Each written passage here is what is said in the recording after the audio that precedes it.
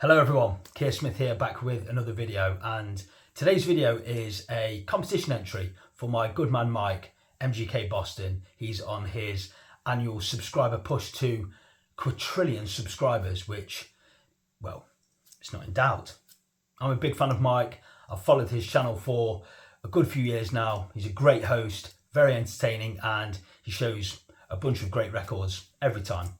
And he's set some great questions here, 10 in total for his fellow YouTubers to all get involved with. So if you've got a YouTube channel, go over to Mike's channel and I'll leave a link in the description box below for Mike's video and get involved. And Mike's going to put all of the names in a hat and draw the winner on Valentine's Day, 14th of Feb. And the prize, I believe, is a £50 Amazon gift voucher, not to be sniffed at. And as you can see, Mike, I've brought back the MGK wall here behind me. Got some Grateful Dead down there. I know you're a big Dead head. Arc of a Diver, Steve Winwood. I think you showed that record in a recent video. Again, I know you're a big Simple Minds fan. And Belinda Carlisle is there. That relates to one of the questions that Mike asks. And I've also got a little Canadian corner going on down here with some greats. Rush, Leonard Cohen, Neil Young, Joni Mitchell. And how about that, above my left shoulder, jazz. Mike, you actually recommended this record to me. We were talking in the comments section on one of your previous videos.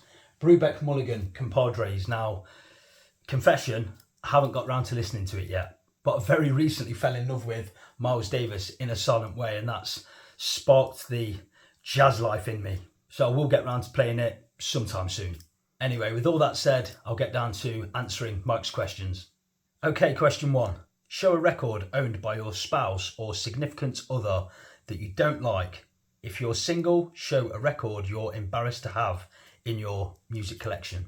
Well, my girlfriend Charlotte, she doesn't have a record collection or a CD collection. She likes music like most of us do, but she tends to like songs that she cherry picks and adds to her Spotify playlist.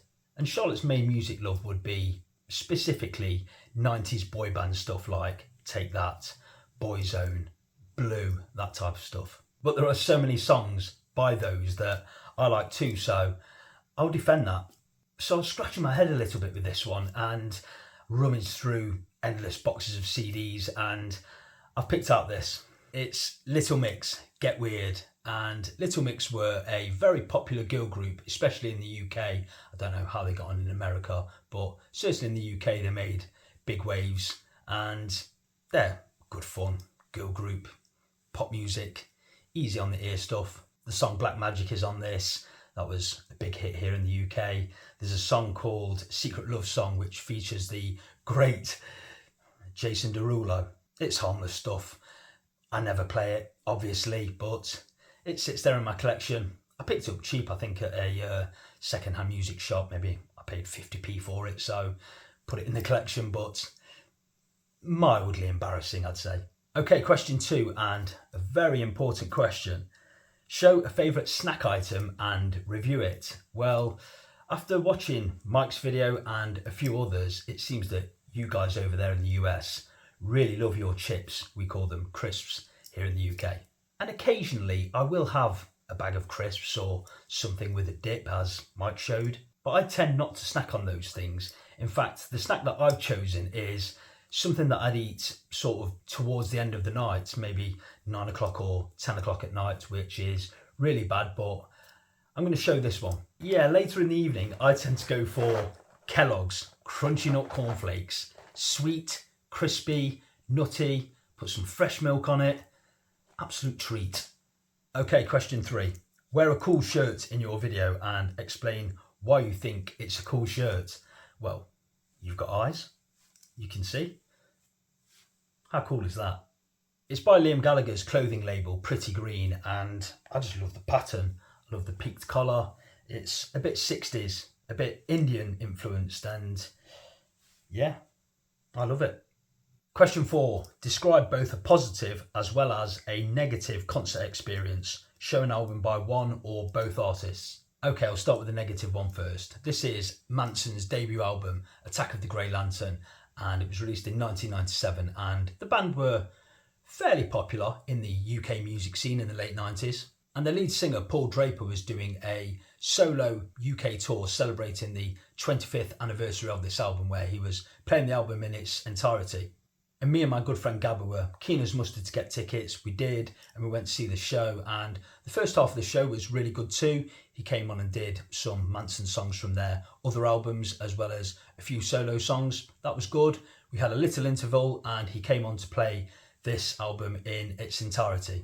And I don't know what happened in the interval, but he played the first couple of songs okay, but by the time he'd got to the third song, it was like he'd deteriorated badly. I don't know if he'd taken something during the interval or if he'd just got slowly drunk, but he was stumbling around the stage. He was slurring his words. He wasn't even bothering to sing in some parts, and the crowd were kind of carrying him, you know, singing the words for him. And it got to a point where he just looked an absolute mess, you know, sort of stumbling around the stage and looking like he'd gone. And it was pretty embarrassing. You know, the crowd were kind of cajoling him, going, come on, Paul, you can do it. And it got to, I think he stumbled on through the next few tracks, and he got to track 7 or 8 on the album. And at that point, he just stopped and called it a day and walked off. And the band were kind of playing on manfully, and they realised he wasn't coming back on, and the show ground to a halt, and it was a mess. And I was really cheesed off, and I ended up writing to the promoters, who kind of strung me along for a bit with a few emails and then just didn't bother to respond. So yeah, that left a bad taste in my mouth, certainly. And it was a show that me and my mate were really looking forward to as well. And it was good for a bit, but yeah, it tailed off badly. So on to the positive concert experience, and I've seen some great acts over the years. I've seen Paul McCartney, my hero, Brian Ferry, Elvis Costello, Dave Gilmour. I've seen Prince, but topping all of them, I went to see Roger Waters in Manchester, England, perform the whole of The Wall, and it was an absolutely amazing experience, a fantastic spectacle. It's an album that I hold very dear to my heart, and seeing him play it in its entirety, nothing else, purely the tracks on The Wall, 26 in total. It was brilliant. He had the children's choir come on for Another Brick in the Wall Part 2, but more importantly, he had all of the puppets leering out over the stage. You had the big inflatable boar, not a pig, boar flying above your head. Due to contractual reasons, he's not allowed a pig, so it has to be a boar. Planes shooting across the stage, explosions. It was absolutely incredible. And you know, he built the wall up brick by brick in the first half, and in the second half of the show, of course, the wall comes down with that spectacular finale. And of course, some of my favourite Pink Floyd songs are from this album. Comfortably Numb, of course, Run Like Hell, Nobody Home is a big favourite of mine. But yeah, it was truly fantastic. I think I paid over £70 back in 2011, I think it was. And that was an awful lot of money there, but worth every penny. Okay, question 5, and this is the question that Mike missed in his original video, but I later found that it was, if you hit the lottery, what is your dream destination after you collect your winnings? Now, although travelling is a pain in the backside, there are 3 places that I always say that I would like to go. One is Germany, specifically Berlin, Hamburg maybe for all of the Beatles stuff. South America, just to go and see what it's like. And number 1 on the list would be America. I'm not sure where.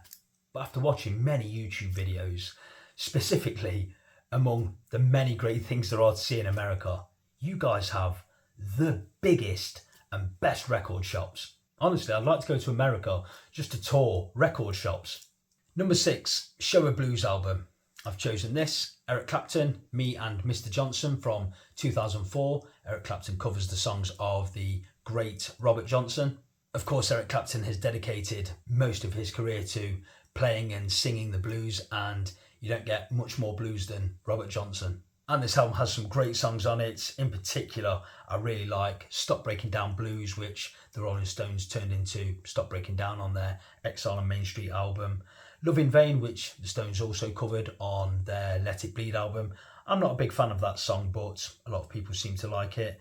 I really like Milk Cow's Calf Blues, and my favourite would be a song called They're Red Hot, and Last Fair Deal Gone Down is very good too. The last two are kind of like bluesy rock and roll numbers, but they're great fun.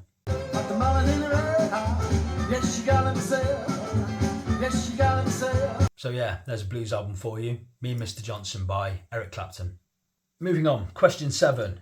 MGK Boston loves a hat. Show a hat in your own personal fashion collection and tell him why you like it. Now, to be honest with you, it's very, very rare I'm seen with a hat or a cap on of any description. It messes my hair up.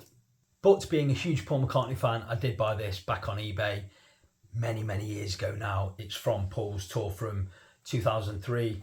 There's his autograph stitched into the front of the cap there, and the Back in the World tour was where it was from. I'll stick it on for you as well. There you go. Okay, question 8, and this was another really good question. Who is the supermodel? Show a record by a male and female performer who you consider to be a supermodel in the looks department. I am, if nothing else, unashamedly biased, so I always say Paul McCartney, 1968. This is one of the photos from the Beatles' White Album, but he looks amazing there. Great eyes, great lips, good bit of stubble, great hair. I'll leave it there. As for the girls, now, when I was a really young boy growing up in the 80s, I had a big crush on Kim Wilde and Nina Cherry. And then into the 90s, when I was a teenager, the Spice Girls came along and I had the hots for Geri Halliwell in a big way. But my number one crush in the music world would have to be Rihanna.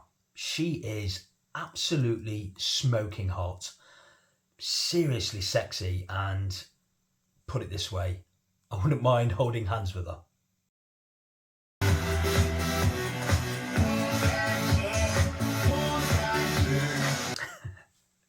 Another good question. Number 9. Make it stop. Show a song you don't need to ever hear again. This one came to mind very quickly, and it's by a band that I am very fond of. I'm a big fan of Oasis, and the song is Wonderwall. That song, I was never that big on it in the first place. I thought it was an average song, a decent melody, but crikey, that song has been played, overplayed, hammered into your head, especially here in the UK over the last 30 years, and it's been played by every average pub singer up and down the country, and everyone sings along to it in a very drunken fashion, and it's not that good a song. It's very slight. The lyrics are rubbish. Oh no, I don't ever need to hear that song ever again. Never liked it that much anyway. And finally, question 10. Show an album with a duet that could be more excellent than Mike and Patty or rival that duet. Now, as Mike said, Mike and Patty have yet to do a karaoke duet, and it's on their bucket list, of course, so look forward to seeing that, most definitely. But the number one duet is not in question for me. A sensational song, a huge hit, number 1 in America, number 2 in the UK. It stood at number 2 for some God-known reason, but it's Say, Say, Say, The Mac and Jack Show, Michael Jackson, Paul McCartney. It's here on Paul McCartney's Pipes of Peace album from 1983. It's so vibrant, so damn catchy. The slick guitars, the horns are sensational throughout the song, the harmonica, great chorus, great singing from both Paul and Michael. An incredible song. As a pure pop song, it doesn't get any better than that for me.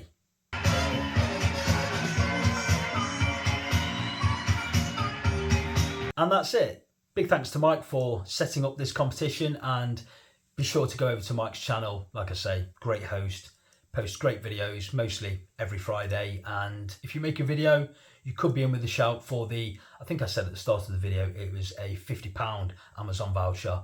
I believe it's a $50 Amazon voucher, but well worth it. And as I say, I'll leave a link in the description box below. If you're not familiar with Mike's channel, then go to that, click on the link, go over and support Mike, subscribe to his channel, and we'll get him there. Absolutely will, to quadrillion subscribers.